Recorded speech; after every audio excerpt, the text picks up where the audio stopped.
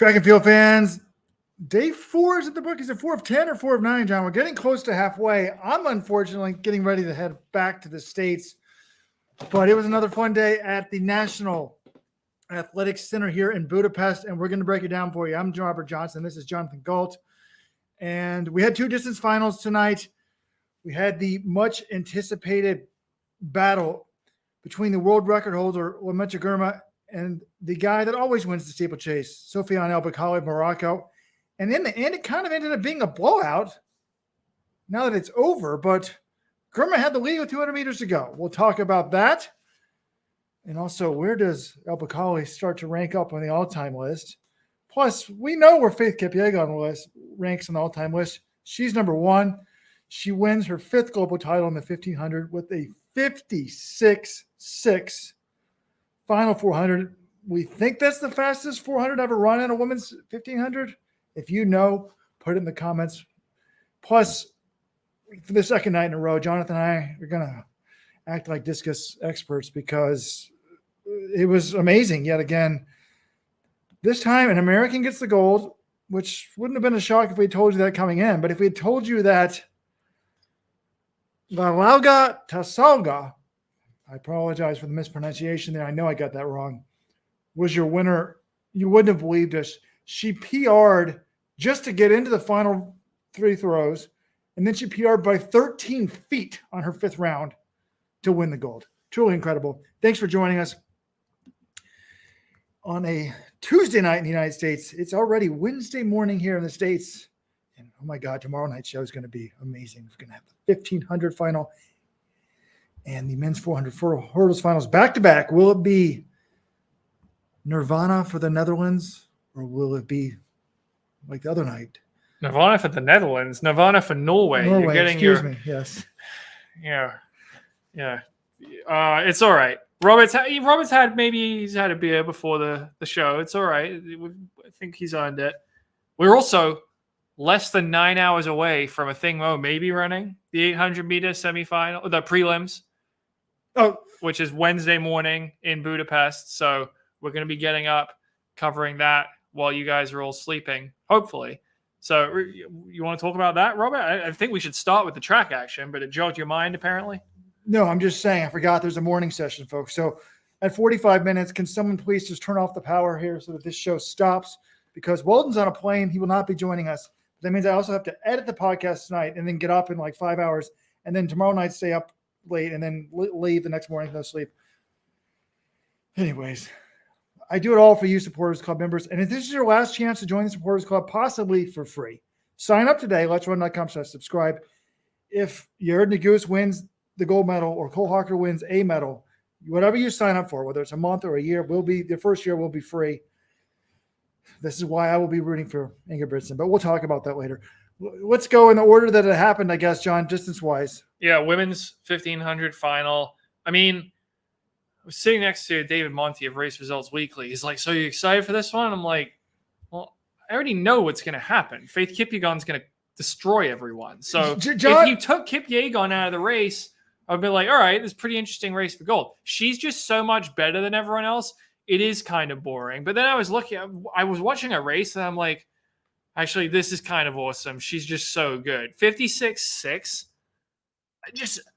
I've never seen that sort of split in a women's 1500 race for the last lap. I did go back and look. I compared this to her previous winning times, Robert, her previous 400 splits for the last lap. So Rio in 2016, when she wins her first title, the winning time in that race was 4:08.92. So pretty slow. Her last lap was 58.6 in that race. She closed in 56.6 in this race, and the winning time was 14 seconds faster. So the caveat there is she did drop a 55.9 from 900 to 1300 in that race. And the last 800 was 157.2. So that was just that race. The first 700 was really, really slow. The last 800 was really, really fast. So we have seen a 55 at a women's 1500, and it was Faith Kipyegon 7 years ago. God damn. Before giving birth. 2017 in London, she wins at 4:02.58 last lap. That was her previous fastest last lap in a championship. And then the last 2 finals were faster winning times, so her last lap wasn't quite as quick. 53.53 winning time, Tokyo 2021, 59.18 last lap. And then 2022, Eugene, 3:52 winning time, 61.2 last lap. So this was clearly her fastest close. And to me, Robert, I think you could line up any woman in history, including any previous version of Faith Kipyegon before 2023, and they would not have won this race. Is that a crazy take? Because wait, what? Say that again. I'm saying Faith Kipyegon that we saw tonight, no one is beating that woman in a 1500 race. No previous version of Faith Kipyegon, no Hassan, no Gonzebe Dibaba. This is the greatest runner we've ever seen in the women's 1500, and this is the greatest she's ever been. Yeah, I don't think that's debatable given the world record. So, well, I guess, yeah, the world records. The one thing is, though, second and third place, I mean, Dariba Welteje and Sifan Hassan, they both closed in like 57.3, 57.4, according to the official split. So it's not like Kipyegon won this thing in a total blowout. She did, she was clearly the champion, but her margin of victory was less than a second, which was smaller than it was in Tokyo, smaller than it was in Eugene last year. And the win was never in doubt over the last 200, but the fact that these other women were also dropping super fast closes, I'm like, oh, maybe, I thought that was also noteworthy. Well, a lot of things to talk about there. First of all, I'm glad that John admitted being a sourpuss. Like, I'm not that excited. I know what's going to happen. Look, all of these races, there's a reason why they run the race. And apparently, I haven't listened to the feed. I apologize. A lot of times I come back to the apartment and listen to the NBC feed to see what you saw on TV home in America. But apparently, Lee Diffie was acting like it was really close. Even me, I saw Hassan coming. I kind of forgot about Hassan at the bell. I'm like, wait, where's Hassan in the last 200? And then I see her coming with like 150 to go. I'm like, could she get Kipyegon? I'm like, no, I don't think so. So, I mean, it kind of reminds me of like Kipchoge in the marathon. There's still people within striking distance, even in his prime at like 24, sometimes someone we've never heard of, like that guy in Berlin one year. Hold on, I'm already forgetting his name. It was the debut 203.46. It was rainy. Yeah. Anyways, oh man, everybody knows what I'm talking about. So, yeah. like, I was actually, when this was over, I'm like, did Hassan finish faster than Kipyegon over the last lap? I was reading briefly on the message board again. I haven't had a lot of time. Someone was like, Hassan gave herself no chance to win this race by going out in the back. I kind of agree with this. It was the same mistake she made in the 10,000. Like, she's so good, but you want to be close to Kipyegon when it's time to compete. And what I would like to see, you're talking about unbeatable and stuff like that. I would like to still see, I know Hassan won the London Marathon within 4 months ago, which is wild. But I would like to see Hassan totally fresh, totally trained just for the 1500 and go up against Kipyegon. At this point in her career, I don't think it's happened. Because in 2019, she did beat Kipyegon. Like, Kipyegon was coming back from maternity leave. That's kind of the lost race we missed in this 1500, Robert, because 2019, that was when Sifan Hassan was in her best 1500 shape. But it was when Faith Kipyegon, I mean, she still ran 3:54. She ran faster than she'd ever run before pregnancy, but it was her first year back after pregnancy. She wasn't the runner that she's been the last 3 years. It would have been nice to see that version of Hassan against this version of Kipyegon. I'm still pretty sure Kipyegon would have won, but it would have been more interesting than the races we've seen the last few championships. But yeah, this is what happens when you're so good and you win so consistently. You can win in any style. That's the other thing that's amazing about Kipyegon is she can run from the front and make it really fast, or she can just sit and close in a 56.6. She's the most complete 1500 runner we've ever seen on the women's side. It's just amazing. And I think, Robert, I think we talked about this last year when she won in Eugene, comparing her against Hikam El Garouge, who is kind of regarded as the greatest men's miler of all time. Who is better? I think last year we still said El Garouge because he had the world records in the 1500 mile. Well, a year later, Kipyegon has the world records in the 1500 mile. They have, I believe, the same number of global titles. I think El Garouge won 4 worlds and 1 Olympics in the 1500. Kipyegon's won 3 worlds and 2 Olympics. I think you might have to go with Kipyegon now, right? Because she's got 2 Olympics. That's worth more than 2 Olympics and 3 worlds. That's worth more than 1 Olympics and 4 worlds. She's got the world records, and she can win with a kick, and she can win from the front. She's not reliant on having a teammate pace out world championship finals like El Garouge was in his heyday. She can do this thing on herself. She also hasn't won, gone like 6 years losing one race. I would go with Faith, but mainly for another reason. She's competed in an era when there was an EPO test throughout her entire career. Nothing more than I'll say than that. But let's talk about some of these other results, John. Deribi Witelji gets the silver, 355.69. Hassan, the bronze, 356 flat. Sierra McGeehan of Ireland, how do you say Kira McGeehan. Kira McGeehan, 356.61. I heard her say, I wanted the medal, but I'm proud of the effort. I mean, you can't be too upset about that. I mean, this was 2:11 for 800, right? And they run 356 off that. That's pretty wild because 4 flat is 64 pace. So they're running like 405, 406 pace, and they end up running 356. Nelly Chipchirchir, who I was the 20-year-old from Kenya, I thought might get a medal, 357.9. Laura Muir, 358.58. The only American, Corey McGee, 10th. And 401. Now, one thing I talked to Laura Muir after this race was over. She made the much publicized medal at the last 2 global championships, not tonight, but it was interesting what she said. I kind of got there in the middle of the interview, but she was just like, she dumped Andy Young, her coach, and I don't know. She seems to me a lot happier, and I think she'd rather be 5th or 6th in the world coaching herself or having a new coach ever she's got instead of being under Andy Young. And she's like, I'm just encouraged, and I can't wait to start training for 2024. So her life is good now. Now, maybe you could argue, okay, maybe if you want to be the best, you need someone to push you, and you're a little bit miserable, and you're running better. But it was, I kind of enjoyed seeing that. I don't know. Do you want to put some of these people through the hell they were with, in hindsight, under Salazar, just to get those results? That's a longer debate, I guess. So, did you talk to anyone else after these races? Oh, by the way, I did talk to Kipyegon. I apologize. I made a rare mistake. The interview that would probably go viral, I forgot to somehow publish. I was yelling at John for not putting up some obscure steeplechase finisher online. And he's like, by the way, the Kipyegon thing's not public yet. Did you mean to do that, Robert? And I was like, oh. So Kipyegon was interesting. When I talked to her, she was like,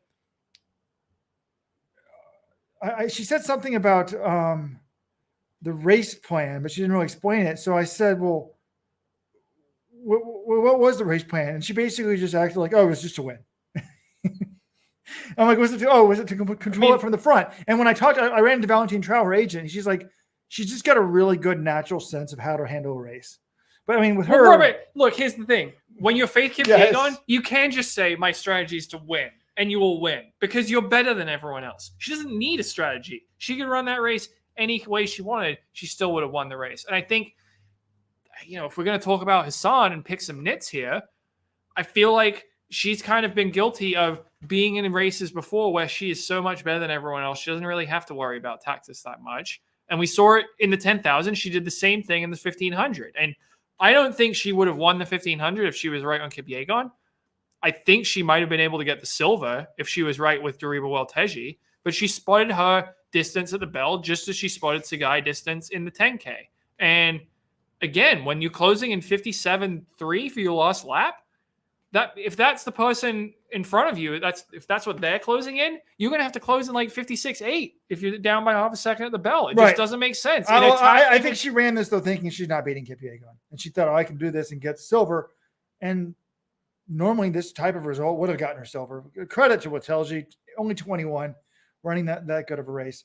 So, she was in the 800 last year at Worlds. Remember, the Ethiopian team was so stacked, she had to run the 800. She got 4th, goes into the 1,500. Well, the crazy thing is, there was another Ethiopian, the 4th one, who didn't even get to run the event. I was picking her for the silver in the event if she ran it, but she didn't get to run it. So they have so many sort of interchangeable parts that could medal. It's a little bit crazy. This was a big underperformance for Ethiopia. Come on, let's be realistic here, Robert. Well, Teja gets second, but Burka Hailom, who won a Diamond League earlier this year, she's only 17. I'll cut her some slack, but she was 9th, and she'd been one of the fastest in the world this year. And then Hirat Mashesha, who was also one of the fastest in the world this year, didn't even make the final. John. Ethiopia had 4 of the fastest 5 women in the world this year. This was a fast final.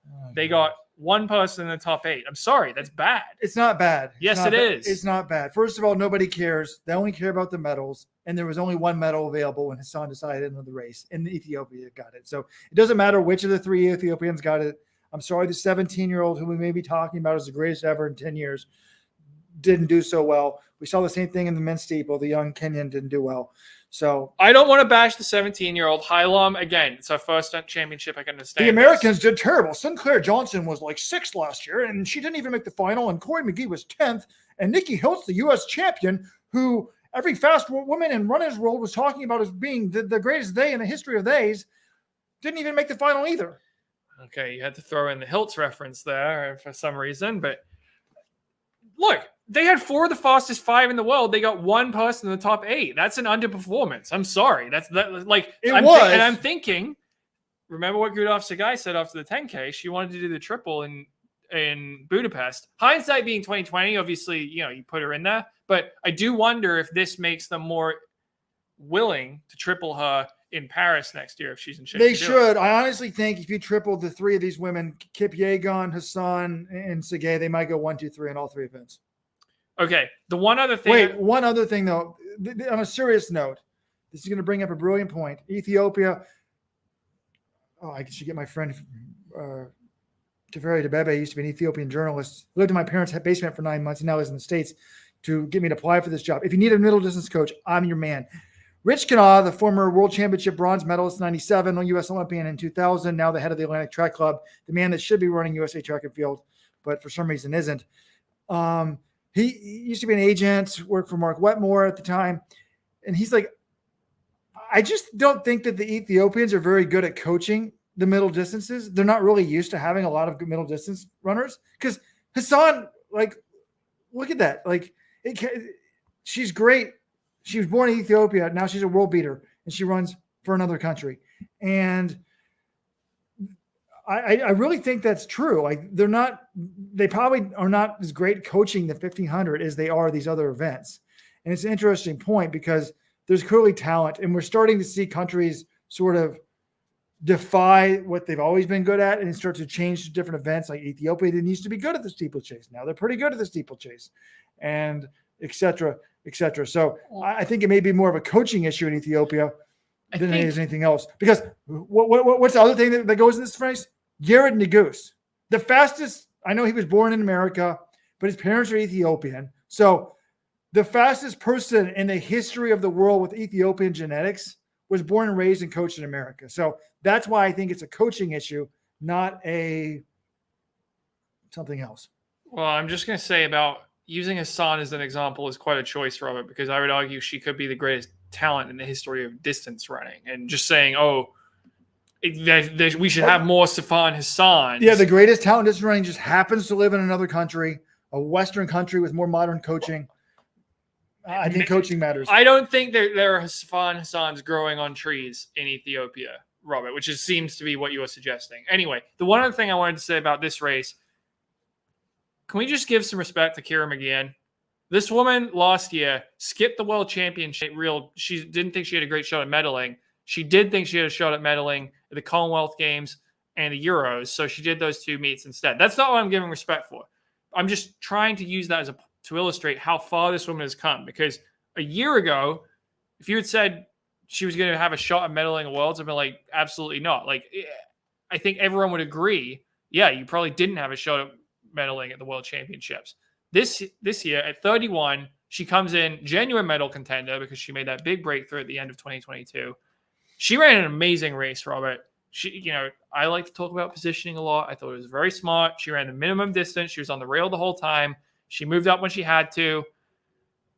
She ran a personal best, national record, 3:56.61. It just wasn't good enough. She got beat by 3 women who ran 3:56 flat or faster. And after the race, she was like, I was very proud of how I ran tactically, and she was proud to say that she was disappointed with 4th place because she's like, look how far I've come. And she should be proud of 4th place. But at the same time, when you're 4th, you always want to be 3rd. So respect to her. She ran her best. She did a great race. just sometimes there are better athletes than you in the race, and that was the case tonight. Linda Wallace on YouTube has an interesting comment. Would Sifan Hassan solidify her own legacy by focusing on fewer events and just winning them? I was thinking about that myself the other day. And it'd be interesting. There's also an interesting thread on Let's Run. Who's the GOAT, Faith Kipyegon or Sifan Hassan? And you're kind of comparing different things. I really think Kipyegon has greatly enhanced her resume by running that 5,000 world record. We'll see what happens in the 5,000. She kind of views that as icing on the cake. But people kind of just remember, like, it's weird. You run one event and win. People, oh, you're the GOAT. If you run two events, you win one and win bronze in the next. Like, oh, you lost an event. But it's better than not even trying the event, isn't it? So I think it's a little bit unfair, but it's a very interesting question. I mean, her winning the London Marathon and then medaling in the 1,500 is pretty remarkable, right? In the span of 4 months, the London Marathon was April 23rd, 2023. Today is August 22nd, 2023. Less than 4 months later, it's absolutely ridiculous. Maybe in the early days of women's distance running, when there were about 15 women running, distance total, you might have seen something like this. Not in 2023 with the depth we have. It's nuts. All right, let's move to the men's steeplechase. And this was much anticipated. World record holder versus Olympic and world champion. Bakkali's kick is sick. Kind of like Kimboy's kick. Kind of like Caputo's kick. It seems like whoever's winning the steeplechase in most races actually has a good kick. And we were wondering, would it go hard from the gun? And the race goes off and Gurman goes to the back. So no, this is not going to go hard. It's 250 at 1,000. That's 830 pace. 830 pace, yeah. But there was like 0.4, so it's probably like 831 pace. Picks up a little bit in the second kilometer. Around 1K, Gurman was like 8th or 10th for the first K. He moves up kind of 3rd or 4th, but picks up a little bit as one of the Kenyans pushes the pace. So we go from 250 to 244, I think, or 534.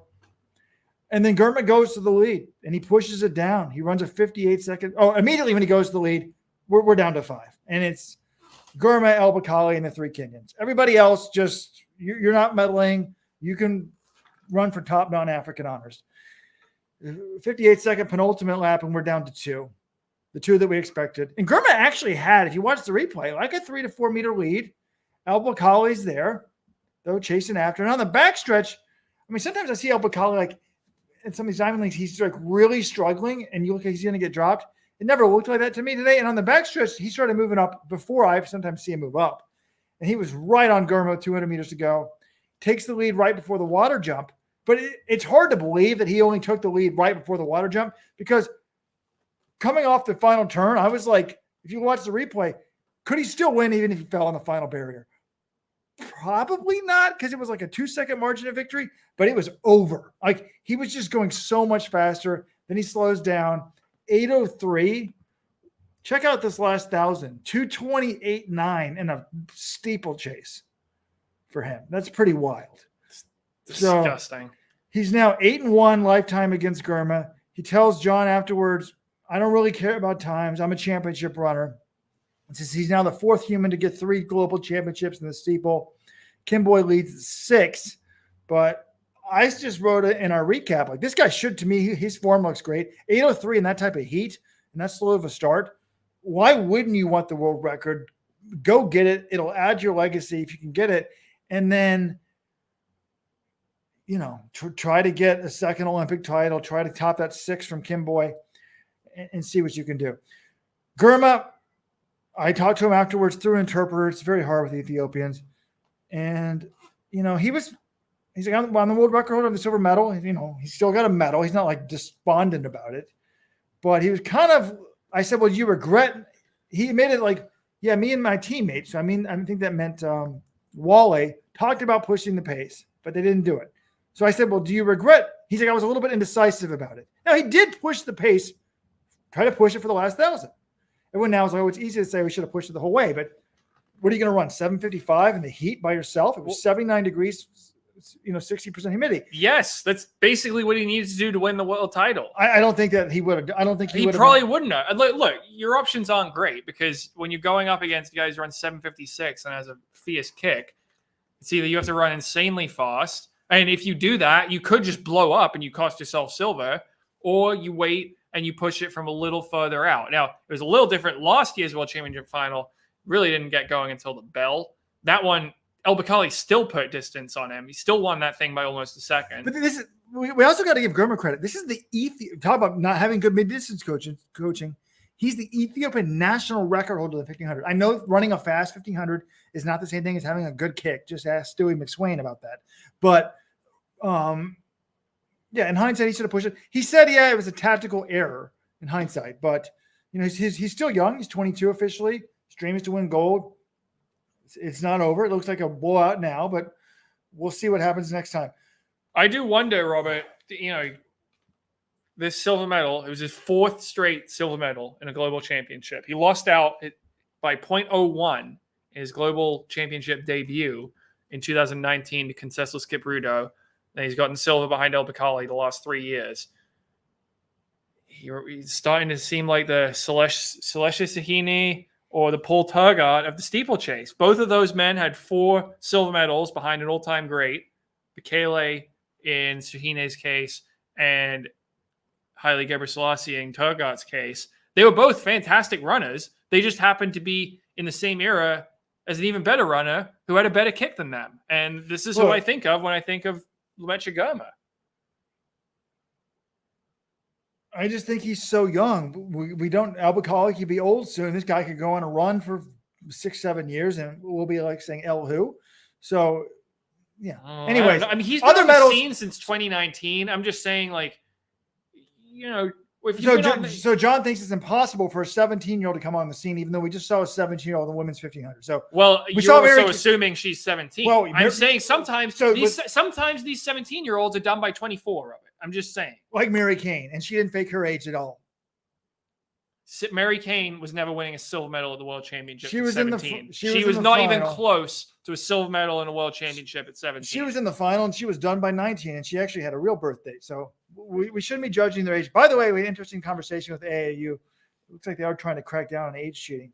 But behind these results, it was a reverse order of finish for the Kenyan trials. Abraham Kipyegon, who was 3rd of the Kenyan trials, gets the 3rd here, despite falling on the last lap. The Kenyan champion, the young 20-year-old who had won Monaco, is this Simon Koech? Yes. He was last for the Kenyans. He was 7th. He's young. Not a good showing for him. Wouldn't talk to me afterwards. And we almost had the top non-African being a Japanese man. We got to give a shout out to Ryu Miriu, the Japanese record holder. He's quite young too. He was running a good race, but George Beamish of the OAC just sniped him at the finish line. So Beamish finishes 5th. Miriu finishes 6th. They run 8:13. So good showing for both those guys. I mean, a great showing for George Beamish. This is a guy, he'd never run a steeplechase, professional steeplechase. I think he did like a 2K one when he was in New Zealand, but he'd never run a pro steeplechase before April. He goes from running 8:40 something in his debut to 8:13, almost a PB in the World Championship final, getting 5th. And he was telling me, he's like, I thought I could medal. I was at the bell and I'm just like, all these guys, they're not going to have a good last lap. He knows he can have a good last lap. He picked off, I don't know how many guys on the last lap, but he likes to call himself textbook George. This was exactly what he does. He usually kind of fades back a little in the middle of the race. He's one of those guys like Woody Kincaid, always has a great kick. Robert, you just want me to ignore this guy who just picked up this event, who, was not close to medaling in any other event right now, comes in and gets 5th in the world? No, I'm not going to ignore him. I was on the message board when it was said a couple of weeks ago in the press that he was going to run just the 5,000. I'm like, why wouldn't this guy run the steeple? He's much more competitive in the steeple.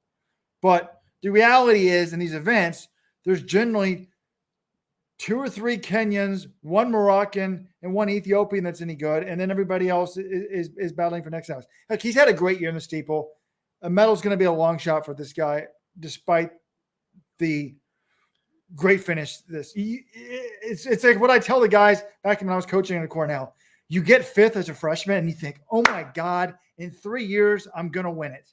And the problem is, every year, like 1 or 2 studs come into the league and they're just better than you. Weldon was saying it last night on the podcast.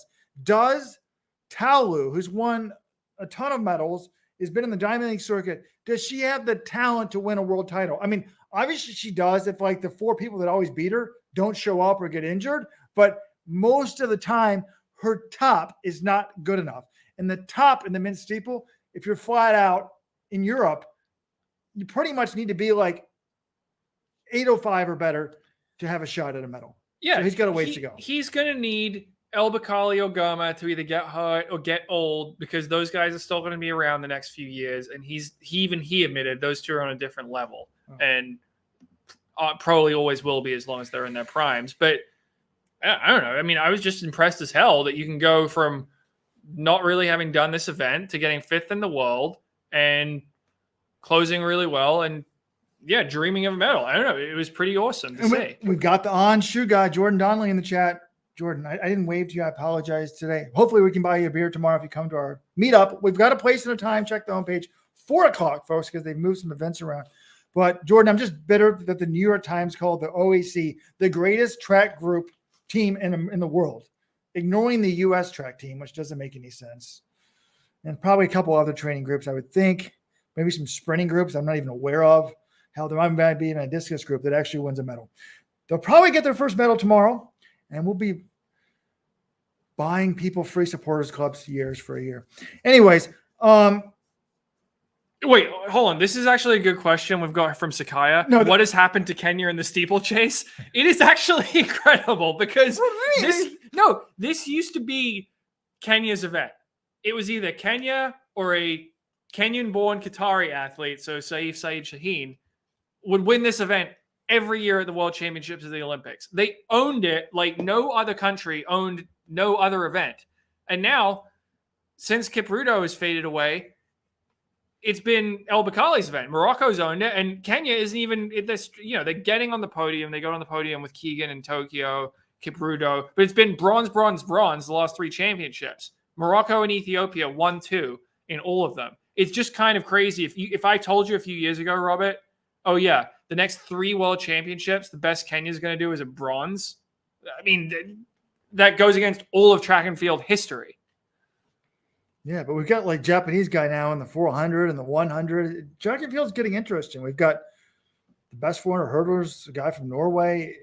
Well, no, what define the stereotypes? What happened in the steeple is pretty clear. You got some other countries and getting some massive talents. Goma is Ethiopia's best steeplechaser ever. El Bakkali, I mean, probably at this point is Morocco's best steeplechaser ever. And Kenya doesn't have the ready-made star to replace their line, which included Kemboy and then to Kipruto. You needed another one. They haven't found that guy yet. Could it be Simon Koech in a couple of years? Maybe. But, when you're going up against people as good as El Bakkali and Goma, you're going to need one of Kenya's best ever steeplers to beat them. All right, let's get to the real steeple thing and the real on-athletics discussion that we need to be having here. Just one second. I'm looking through the YouTube chat. Here we go, folks. The reason why I wasn't excited about George Beamish, it's like why I'm not excited about Garcia Romo or Ollie Hoare. These guys need to all quit the OEC and come to the Rojo Track Club here in Baltimore, because they're never going to beat their teammates. Someone's got to say it best. I cannot believe this. This is classic Let's Run. This should be put in the Let's Run Hall of Fame. This is just pandering to Rojo, in fact. Thomas Lester, you wrote this comment because you were hoping Rojo would read it on air. No, so congratulations. I almost yelled at it because I thought it was so stupid, but it's almost brilliant. Thomas Lester says, do you think that Yair Nagu should move up to the steeple? Does he have a better chance of gold in the steeple or 1500? Definitely the 1500. I don't think he's very coordinated. He strikes me as a science nerd. I don't see this guy as like being really that athletic. Maybe I'm wrong about that. He's like, I asked him what novel he was reading. He explained it to me. It's on the YouTube comments. I didn't even know. It was way over my head. So, Robert, when was the last time you read a novel? A novel? Like, what does that mean? I'm reading like, there's a novel. Is that like, I'm reading, like a narrative work of fiction? Oh, fiction. I never read fiction. I'm reading, the Stanford Girls biography. What's that called? Lauren Freshman's book. Is that a novel? Good for a girl. I mean, yeah, it's a autobiography. No, I read lots of children's novels. Those don't count. Oh, darn. Yeah. They only take like 5 minutes. Yeah. Robert, I was giving Robert a World War I history lesson earlier today because we were walking around a park in Budapest, and I was telling him about the assassination of Franz Ferdinand and how that set off a whole by the way, this city is beautiful. The marathon course is going to be awesome. Breathtaking on TV. Like John and I have been in the double-decker red bus like the tourists with our little earphones on the last 2 days because we got a 2-day pass. So we did the first half yesterday, second half today. We went out to the park. They kind of have two parks. It's like one's like actually crowded like Central Park, and the park where the marathon is kind of empty, but it's gigantic. But the boulevards with all the Cartiers and the famous stores and the Embassy Row, that's where they're going to be running up and down. It's wild, and everything is in such pristine condition. It's like they have like cleaned every damn building. Like there's no soot on them. It's amazing. It is actually ridiculous. These buildings, some of them are 100 years old, and they look like they were built yesterday. You know, we were trying to figure out how is that possible. Okay, so that's going to do it on the steeple. I guess we should mention the American Kenneth Rooks, 10th place, 8:20. He was basically like, you know, I didn't really have it today. That's kind of what everyone says. Like they have an off race. Maybe it was coming back after such a good run in the steeple, but he just couldn't really. He was getting dropped before the pace even accelerated that much. He's like, you know, maybe if I was up front, a little in better position when that move was made, I would have been okay. But it kind of happened, and he just couldn't really respond to it. And then Isaac Updike, who, you know, might have been a little fortunate to get advanced to the final because he seemed like he was slowing down a little bit at the end of his prelim. He runs in there, but he gets lost in 8:30.67. So those are the two U.S. hopes. What's happened to Getnet Wale? He was only 11th. This guy used to be the usual fourth placer at global championships. So not a great run for him either. Well, that's what the Ethiopians are saying about Grant Fisher. I guess he was number the fifth placer. Aragawa is the fourth placer now for Ethiopia, right? Beru Aragawa, yeah, fourth in Tokyo, fourth here. All right, should we talk 800 prelims, or do you want to talk field event finals? Or the men's 400 semis, which were also pretty wild. And Stephen Gardner, his unbeaten streak in races that he finishes remains, but he won't be in the final a couple of days from now. No, let's start with the 100-meter prelims, 100-meter hurdle prelims, because there was interesting comment at the beginning. Some people have been listening to the YouTube comments. We interviewed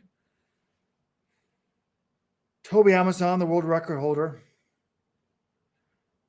And I guess, can we not pull up a YouTube comment from the very, oh, here it is.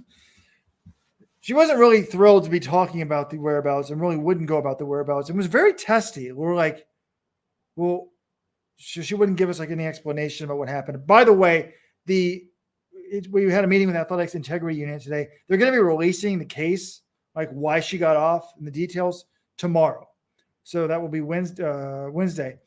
So we'll be able to read it then. And the Athletic Integrity Unit is like, we're considering appealing because we're worried about the precedent it's going to set. So they didn't tell us what it is, but it sounds like they don't like why she's getting off, and they're afraid this is set as a precedent moving forward. It's going to be a problem.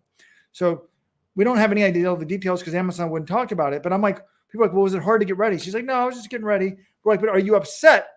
She's like, do I look like I'm upset? We're like, well, not particularly. But then I'm like, are you upset that despite being cleared, many people are now going to assume that you've got something to hide? She's like, many people? Do you feel that way? I said, well, I'm not talking about me. I'm talking about many people. It just, these people get so confrontational. It blows my mind. It honestly makes them look guilty to me.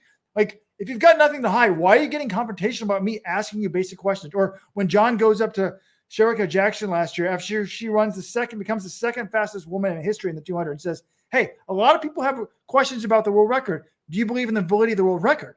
And she got all like went off on John. Like, why are you getting upset with John? He's asking a question that actually could say, like, another way of phrasing this question is, should we consider you to be the fastest clean woman in history? View it as a positive if you're actually clean, instead of getting mad about us asking direct questions. So that's what happened in the 100 hurdles. Well, yeah, Kenny Harrison, the previous world record holder, ran amazing, 12:24. And it was interesting. I interviewed her. I'm not sure if this part made it into the YouTube interview, but she's like, I want to go 100% every round. This is a woman that's never won a gold at a global championship. She's like, I just want to get in the rhythm. She won 60 hurdles indoors in 2018. Well, just outdoors.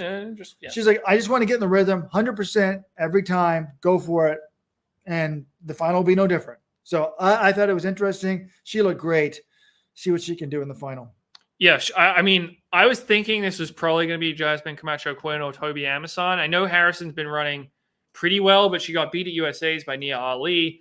Yeah, this 12:24 sent a message for sure, but I think there are other women in this. I mean, I know there are other women in this field who can run 12:24. So great run for her. I'm excited to see how the rest of it plays out. And yeah, Cathal Dennehy asked Toby Amason, like, could you explain the circumstances that led to you getting charged? Like we wanted to know the backstory because nothing has come out about it. We will see the decision tomorrow. But, if she feels like she's being screwed over, I think her supporters, I'm sure, would like to know why were you charged in the first place? Not just blindly accept, oh, our girl has been wronged and we'll just take her word on it for everything.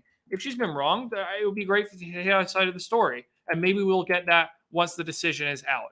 But yeah, she wasn't in the mood to really engage on that subject today after the prelims. And God, I wish I had the guts to talk about a rumor I heard today about, I'm trying to think how I can phrase this, sort of giving away some of the information without giving I don't think you need to really go there, Robert. 2 gold medalists flying to parts of Texas, they'd heard recently, and considering there's been a lot of drug busts from the western side of Texas. Anyway, that'll be another story. If you really buy me some drinks here in Budapest, maybe I'll be gone those. I won't be able to tell you. All right, other action. We briefly talked about. We talked about 100 hurdles. We're going to get to the 800 in a minute. We had the 400 hurdle semis. Femke Bol is looking good, but so is the American. Shmir Little? Yeah. Robert, I mean, looking good is in what? She's not going to remotely challenge Femke Bol. I mean, I guess I shouldn't say that after I thought the same exact thing in the mixed 4x4, but come on. Femke Bol's run 51.4 this year. You really think that Shmir Little can challenge her? Fastest time of the day, Shmir Little, 52.81, Femke Bol, 52.95. All I'm trying to do is be a journalist and state the facts. So that happened there. Men's 400, Stephen Gardner. I'm obsessed with his win streak. It continues. Since 2017, he has not lost a race in the 400. That's 6 years that he's finished. Now, unfortunately, he didn't finish again today. Had the lead coming off the turn, hamstring pulls up or pulled. It looked terrible. Feel bad for the guy. And it was interesting here. Fastest time of the day in this event, I think, went to the young Jamaican, right, John? Yeah, Antonio Watson, 21 years old. Born on September 11th, 2001. How's that for a birthday? Joseph Fumble birthday also. I remember those things. 44.13. The top 3 guys had personal bests in this. And, the nice thing for them, sometimes you'll have the 400 and it'll be like, back-to-back-to-back days. They actually get a full day off before the final. The final will be on Thursday night. So they get to rest and recover for that. But, looking at some of these results, it did, some of them didn't make sense to me. Like Matt Hudson-Smith has been decidedly average this year. He was the bronze medalist last year at the World Championships. Hasn't really done anything to show that sort of form. And then in his semifinal, he runs 44.26. He breaks the European record, which had stood since 1987. So he ran a PB in the semifinals. Vernon Norwood, who is 29 years old at this point? 31 years old. Also, he PBs 44.26 in his prelim, and he was behind Watson. So we've got these 3 guys.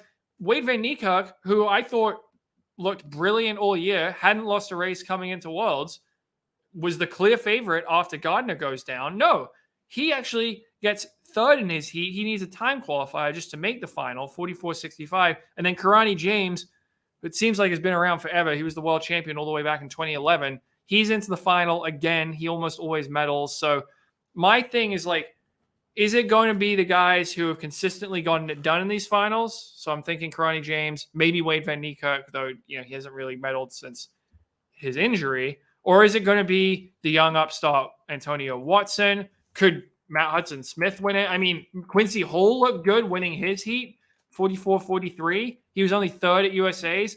I don't know. I mean, I wouldn't be surprised by anything in this final, Robert. But if you're a coach out there and your kid quits and lets up before the line, don't feel too bad. Wade Van Niekerk, the world record holder, former Olympic champion. I couldn't believe it. In the first heat, he's in 3rd. And he just lets up 5 meters from the line. He's trying to get it on time. Now, he did get on time, but yeah, I guess everybody just does stupid things. So come on, people, run through the line. And whatever happened to, it's just been a weird event because we had Gardner ran 43.74 coming in. Muzala Samulonga, Zambia. Samakonga of Zambia withdrew before the championships due to injury. Rasheed McDonald, who was number 3 in the world coming in, didn't even make the Jamaican team. It's just been like such a strange event outside of Gardner. But that's why Weldon was talking about this before he got on the plane. He's like, the 400 is so lame. Like, we need new blood. We need guys running in the 43s. Like, every other event seems to be, like, a lot of them seem so much faster than they were back in the day.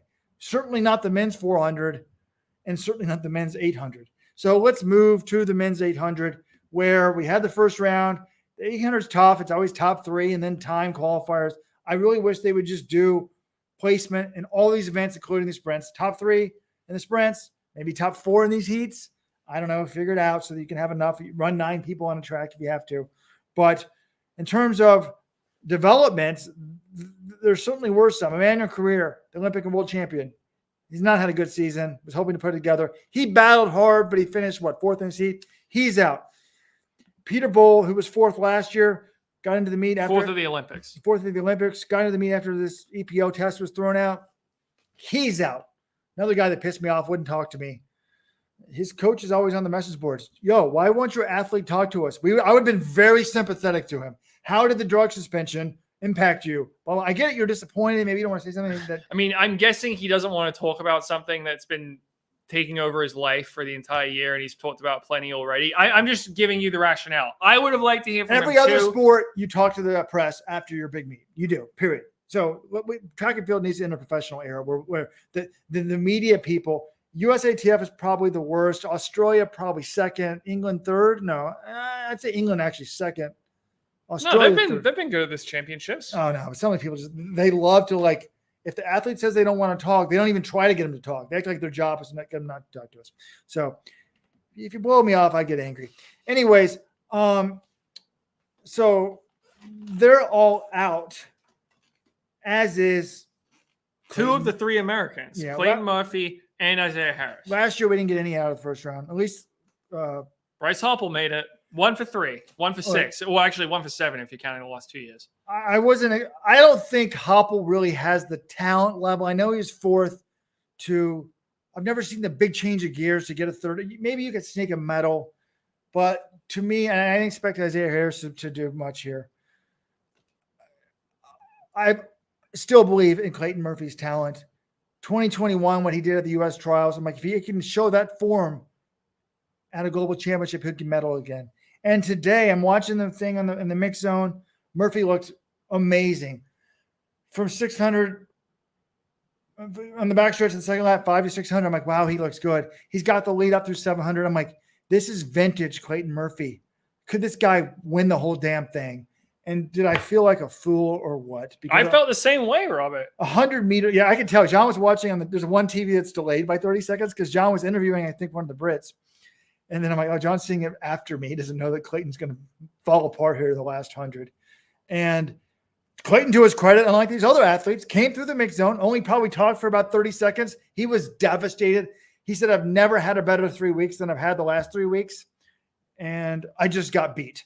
He didn't make excuses. He just came up short. It's hard to say that to people. He didn't want to talk about it. But so we let him go. Sometimes there's only a limited amount of things to say. I didn't have exactly many questions. Like, he's like, I ran the race I wanted to run, and he put himself in position, and he just got smoked the last 100. And I don't know what else there is to say. Like, he thought he was in shape. Well, for whatever reason, he didn't run to that shape, or he wasn't in that. I was wondering about that because he says his workouts were going great. His races decidedly were not, Robert. He was dead last in Monaco. He only barely made the U.S. team in 3rd place at the trials. So, I mean, I trust him when he says his workouts have been going well, but his races had not really been going all that great. But yeah, I mean, sometimes there's not really that much to say. I just appreciated him stopping and kind of saying it. Sometimes we don't know if there's an injury or not. There's no injury in this case. It's just he didn't have it. Apparently, the U.S. announcers, Otto Bolden and Shania Richards Ross, blasted the 800 meter runners on U.S. television. I don't really like it how they have the sprint guys comment. They try to move them up and have them broadcast 800 when they don't really understand the event. I would like to spend a day with Otto to teach him the event. But, yeah, it's disappointing, but we're just not that great at the event. Like, there was 0 tactical mistakes from Murphy.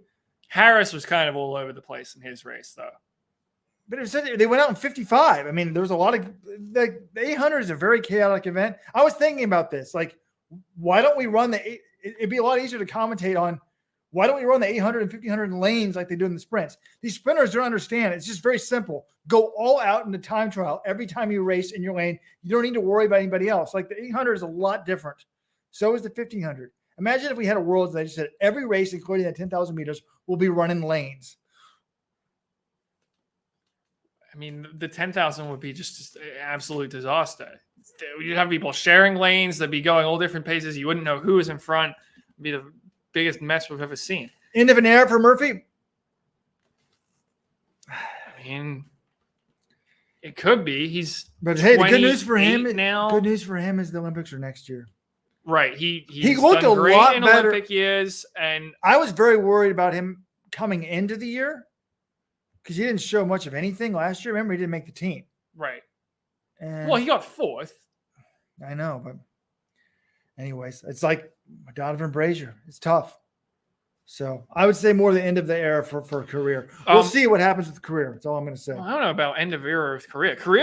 Career was the most happy I've ever seen someone who was the defending champion get eliminated in the first round. I was talking to him after the race. I honestly, halfway through the interview, I thought he might have been gaslighting me and that he was acting as if he got advanced because we asked him, hey, could you stop for a minute to talk? He's like, oh, I'll talk tomorrow. And I'm thinking to myself, this guy didn't make the semifinals. What do you mean? He's not going to be here tomorrow. So he comes through and he does agree to stop and talk to us. And he basically said, he's had this injury all year. It's been bothering him. He hasn't been 100% when he's racing, but he finally feels it's getting better. So he's like, yeah, I didn't make it through, but I'm actually feeling pretty good because my injury's starting to heal and it'll be getting better the rest of the season. And it should be okay for the Olympics next year. So he was in very high spirits for someone who didn't even make it out of the first round after winning the last 2 titles. The other Kenyan I spoke to, the other Emmanuel Wanyonyi, I learned something interesting about him, Robert. He was undefeated until his most recent race in Monaco, where he got 8th place. And I asked him, what happened? He told me he was sick in Monaco. So the one race where he didn't look great, he was under the weather and underperformed. This one, he looked very comfortable. He ran the fastest time of anyone in the prelims, 1:44.92, the only guy under 1:45. And he did that throwing up the number 1 right before the finish line. So he is your gold medal favorite. The 800 is always tough, but what? You're going to pick someone else over him? I'm not saying he's a lock to win. Marco Arop, who medaled last year from Canada, looks fantastic. He looks so good. He could do a low 5. He's a great dude. He's a Kenyan He's a Canadian captain. I'm like, why are you giving the guy next to you a low 5, like the opposite of a high 5, down low? He's like, I met this guy from Italy. He's really cool. We're friends. I was so excited to see him coming up near me. So just a fun guy. Again, the Canadian woman tried to run him through. If you try to run them through the mix zone without them talking to Rio Rojo, you're on my bad list. But no, I just think like Wanyonyi gave up the lead and got it back. I guess he's been great all year. He could be a phenom at 19. So anyways, I promised we'd be done in 45 minutes. We're now 53 minutes in, John. And we have to be at the track. 800 prelims start in 8 hours, Robert. So use them wisely. I can't get English. For some reason, my schedule's in some other What are you language. looking for? What do you want to know? Well, tomorrow, it's going to be exciting. First of all, we'll find out bright and early if Athing Mo is running or not. And then I think we have the male and female 200s starting. Or is it the preliminary round? There is no preliminary round in the 200s. Yeah, the men's and women's 200s. That's the morning session. You got some field event stuff as well. If you're a 5,000 fan for the women, they've moved it to the evening because it's going to be so hot and humid. In the sun, it's a lot worse than obviously when it's in the shade. So the evening session, you'd be in the shade because the stadium's kind of covered. So they moved the 5,000 to the evening. And then we're going to have, this is the whole night. This is the one night that Weldon and I are like, okay, if we're going to overlap, what event do we both want to see? Men's 1,500 final. Tomorrow, 9:15 here, 2:15 U.S. Eastern time. Then it's followed immediately by the 400 Women's 400, Sydney McLaughlin and Veroni going. Oh, wait. Sorry. Men's 400 meter hurdle final, though, to end the night. So it could be, as Robert wants to say, he's already got the headline picked out. Nirvana for Norway. Yeah. If I guess, Ingebrigtsen and Warholm do what they did in Tokyo and win the gold medals. Or Nordas and Warholm. They're 35 minutes apart. They're not actually back to back. So it's going to be fun. And I forgot, John, you were talking about obscure interviews. How many national record holders have you talked to so far? You didn't talk to Nozomi Tanaka when she came through. I haven't heard you talk to any Luxembourg national record holders or Albanian record holders or anything like that.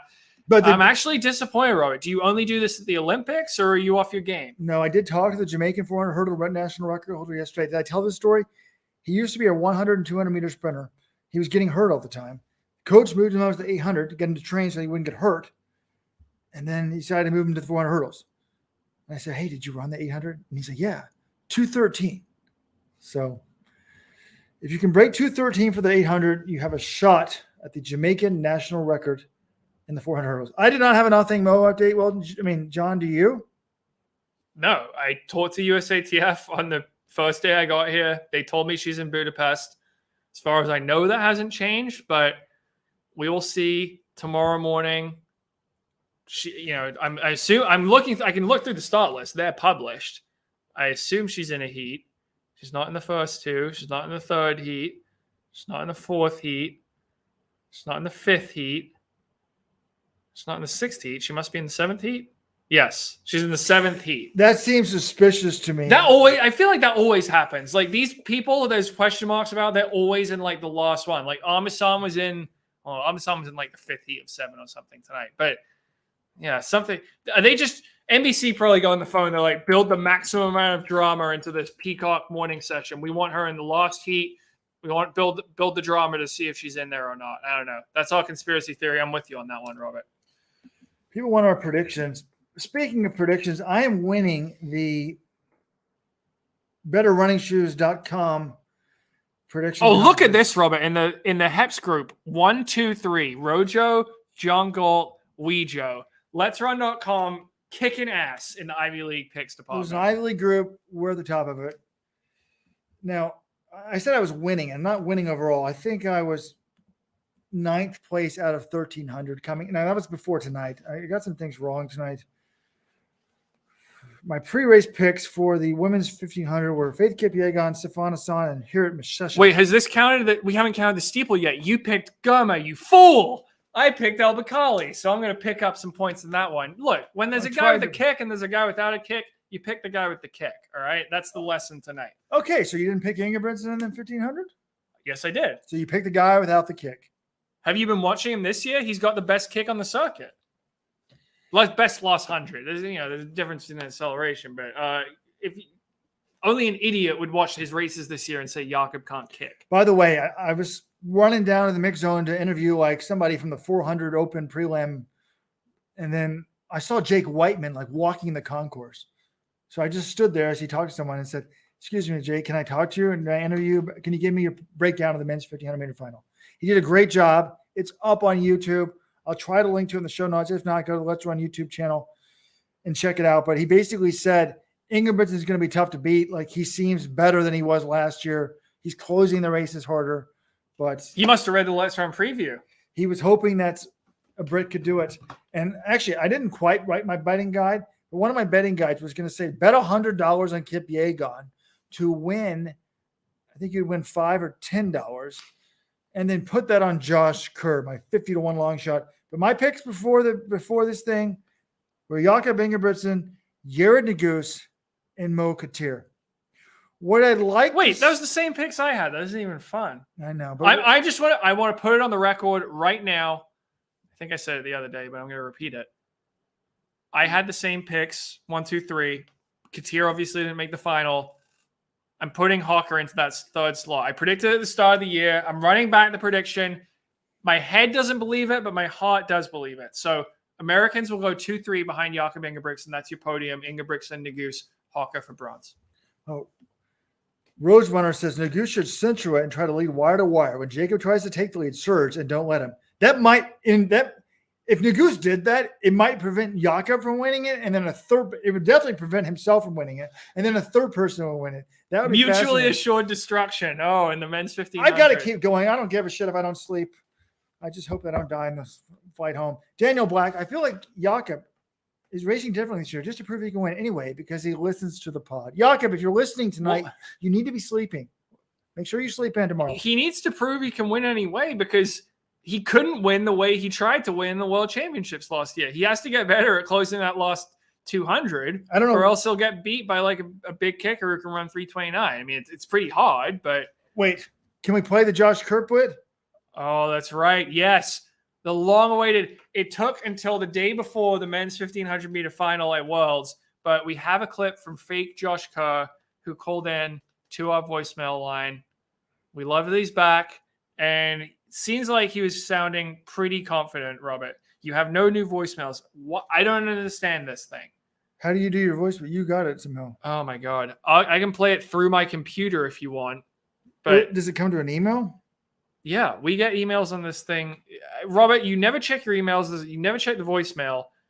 I don't understand how this thing even works. But, yeah. If you can vamp for about 20 seconds, I can pull up this voicemail. I don't know why I didn't pick Kerr for a medal. I wish I had. I'm looking for this voicemail so I can play it for you. But I want Ingebrigtsen to win. I'm on record saying I think he's going to win. But I think what would be even better for the website moving forward, Niels Laros for the win. Certainly for a medal. Like, I was talking to Whiteman about this guy, and he's like, his savvy is so good in the races for someone that young. Like, when Federer first came on the scene, like, no one can top that. And then it did. Nadal and Djokovic equaled it, topped it. Laros looks like the second coming of Ingebrigtsen. It's wild. But don't sleep on Josh Kerr. 3:30 the first race, 3:29 the second race. I cut this voicemail has disappeared from my inbox, so I don't know where to find it. I'm sorry, fake Josh Kerr. I'm not the guy with the keys to the voicemail castle here, so this is. I hate to pass the buck, but I don't know what to tell you, man. All right, here it is. New voice message. There we go. Now you're gonna have to log into Basecamp. This is all behind the scenes things. Look, here's the thing though. My head is telling me it's gonna be Kerr or maybe even freaking Laros. I don't know, man. Because they've, Kerr has run faster than Cole Hockey. He's run 3:29 this year. Mario Garcia Romo, I think, has looked as good as Cole Hawker in these prelims. Like, there are a bunch of guys who can medal. Anyone who's telling you they know the exact podium in this race is a liar. But I don't know. Cole Hawker says his training's been going even better than it was before Tokyo. He's only 6th in Tokyo. I know Kerr beat him there, but I got to go. Weldon got his big prediction in our bold predictions episode back in January. I've got to nail at least one of mine because I said that Ingebrigtsen will break the world record, which he hasn't done. I don't remember what my third pick was, but kind of going with Hawker because I need him here. And everyone should, if you've just signed up for the Supporters Club, you should be hoping it comes true because it means you'll get either a free month or a free year, whichever one you signed up for. All right, Robert, if you can't find this voicemail in the next 10 seconds, I found it. End the podcast. I found it. I just don't know how to listen to it.